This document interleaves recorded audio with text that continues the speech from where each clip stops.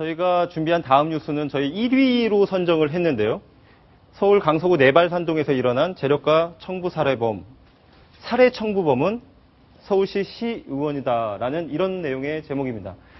앞서 말씀을 드렸듯이 지난 3월 서울 강서구 내발산동에서 일어난 3천억대 재력가 피살 사건의 범인이 붙잡혔습니다. 피해자에게서 5억 원을 빌린 현직 서울시 의원이 돈을 갚으라는 압박에 친구를 시켜서 살해한 것으로 드러났습니다. 신나리 기자가 보도합니다. 골목길을 걷던 건장한 남성이 건물 계단으로 올라갑니다. 40여 분 뒤 손에 무엇인가 감춘 채 자연스럽게 건물을 빠져나갑니다. 지난 3월 서울 강서구 내발산동에서 일어난 재력가 송모 씨 살인 사건의 용의자가 사건 발생 114일 만에 붙잡혔습니다. 경찰 조사 결과 김영식 서울시 의원의 사주를 받은 친구 44살 팽모 씨가 송 씨를 살해한 것으로 드러났습니다. 김 의원은 송 씨에게서 5억 2천만 원을 빌린 뒤 갚으라는 압박을 받다 청부 살해한 혐의를 받고 있습니다.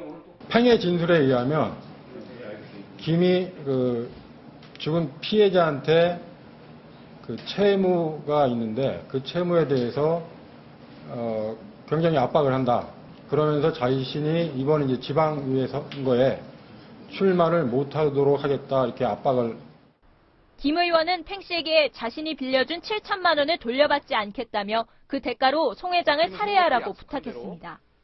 또 송 씨의 동선과 행적을 파악해 팽 씨에게 전달했고 손도끼 등 범행 도구와 도피 자금도 마련해 준 것으로 알려졌습니다.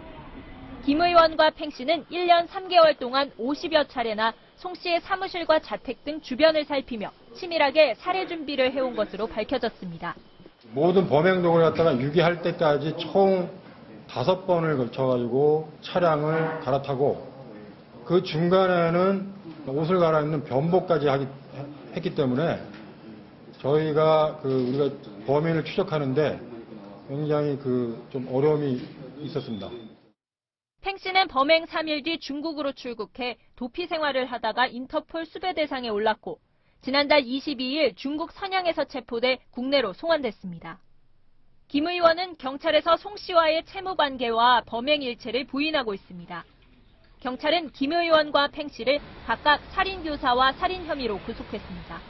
채널A 뉴스 신나리입니다.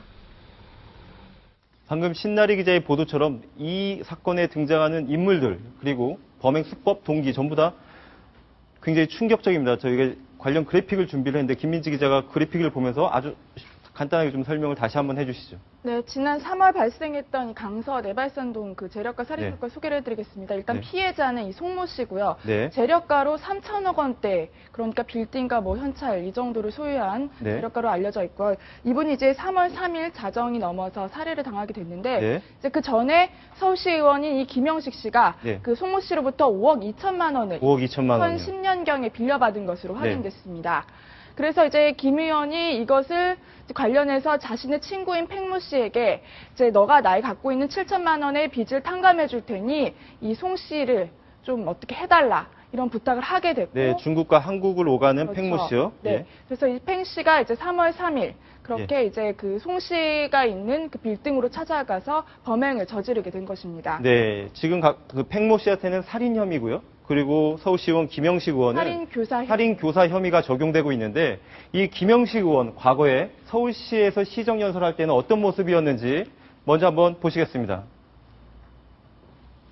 의원직을 걸고 해결해야 할 문제 긴급한 현안이라고 생각이 들어서 좀 신청을 했습니다.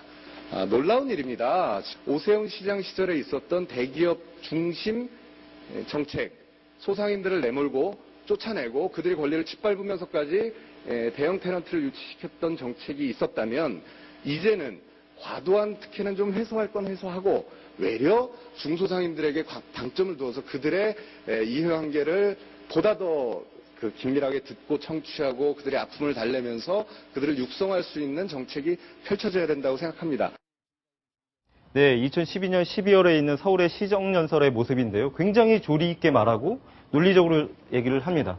근데 방금 얘기한 거는 그 가든파이브라고 송파구에 있는 그런 한 복합 유통단지에 대해서 거기 운영을 잘못하고 있다라는 거를 지적을 하고 있는 모습인데, 저 김영식 의원이 한 번 더 뉴스에 화제가 됐던 적이 있어요. 2012년 7월 달에 반바지를 입고 시정연설에 등장을 했다가 그 서울시 부의장한테 한번 지적을 받은 적이 있었죠? 저 지금 화면이 나가고 있는데요. 이 장면은 네. 박원순 시장을 상대로 시정연설을 한 다음에요. 그 다음에 반바지를 입고 나갑니다. 입니다.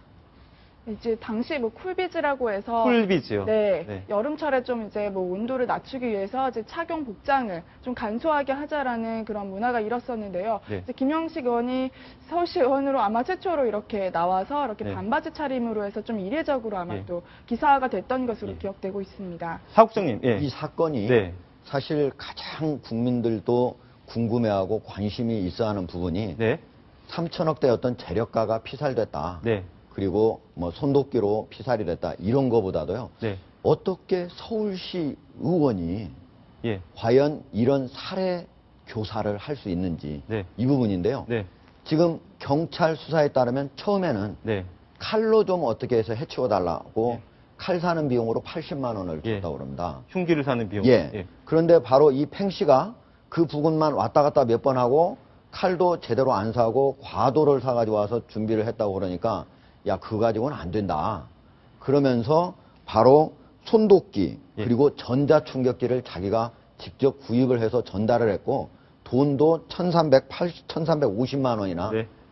전달을 추가적으로 했다고 그럽니다. 네. 그래도 이 사람이 여러 가지 제대로 하지 않으니까 네가 계속적으로 안 한다면 내가 할 수 있다. 네. 예.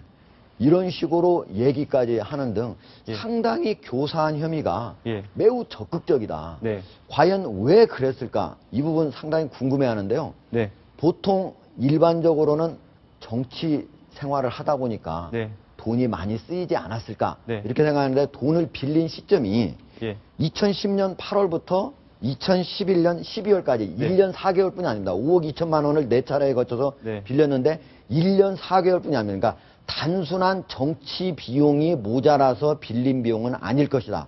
이렇게 경찰도 분석을 하고 있습니다. 네. 또 하나 궁금한 점이요. 이번 사건에서 특이한 점이 김영식 의원의 친구, 이 친구가 중국으로 범행 3일 만에 도주를 했지 않습니까? 근데 현장에서 체포해가지고 국내로 데리고 와가지고 구속되는 이 과정이 좀 궁금하거든요. 예. 원래 이 사람이 범행을 하자마자 네. 결국 그 이후에 한참 도주를 다니다가 중국으로 도주를 했는데요. 네. 중국에서 가짜 상품을 들여와가지고 국내에서 인터넷에서 파는 사업을 했다고 그럽니다. 그러나 사업은 잘 안 됐다고 그럽니다. 역시 중국을 잘 알아서 그랬는지 이번에도 중국으로 도주를 했습니다. 그러나 한중 사이에는 네. 범주인 인도 조약이 맺어져 있습니다. 네. 그래서 지난해가 아니고 지난달 22일 중국 선양에서 붙잡혔고요. 결국 관련 절차를 거쳐서 이번 달에 한국으로 인도가 되게 된 것입니다. 네. 저희가 김영식 의원의 이 범행에 대한 그 자신의 반론권을 보장하기 위해서 이야기를 직접 들으면 굉장히 좋을 텐데요. 지금 현재 구속 상태에서 그럴 수 없는 상황입니다. 그런데 이 범행, 경찰의 조사를 받는 과정에서 자신은 전혀 이 범죄와 관련이 없다고 혐의를 전체를 부인을 하고 있다는 소식까지 함께 전달해 드립니다. 예, 전혀 관련이 없다고 하면서 네. 자기가 이 범행을 한 거는 중국에 간 이 팽 씨가 네. 전화로 이런 일을 저질렀다 해서 뒤늦게 알게 됐다. 이렇게 얘기를 한다고 합니다. 네.